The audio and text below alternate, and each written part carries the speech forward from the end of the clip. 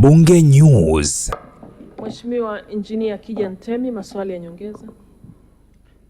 Asante sana Mheshimiwa Mwenyekiti. Mheshimiwa Mwenyekiti, tunashukuru kwa majibu ya serikali, majibu mazuri.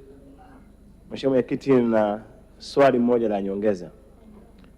Mheshimiwa Waziri, tumeona sehemu nyingi sana za nchi yetu Tanzania yakijengwa masoko ya wajasiriamali almaarufu wa machinga.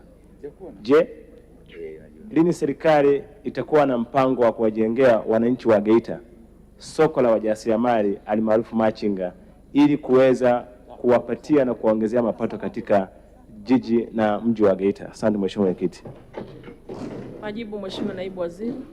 Asante sana Mheshimiwa Mwenyekiti. Mheshimiwa Mwenyekiti, mpango wa serikali ambao umeendelea kutekelezwa ni kuhakikisha tunatengeneza na kuboresha mazingira bora ya wafanyabiashara wadogo wadogo, lakini pia wafanyabiashara maarufu kwa jina la machinga.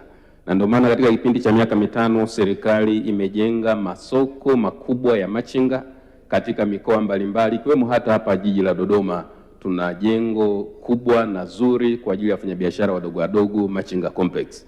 Kwa nini kuhakikishia Mheshimiwa mbunge wa jimbo la Katoro Injinia Ntemi kwamba mpango huu wa serikali ni endelevu, na ndio maana katika jimbo la Geita mjini tayari tumeanza ujenzi wa soko, tuko takriban 22%, na mpango wa serikali ni kwamba soko hili likamilike ndani ya mwaka ujao wa fedha ili kutengeneza mazingira mazuri kwa ajili ya wananchi na wafanyabiashara wadogo wadogo na machinga kunufaika na shughuli hizo za ufanyabiashara.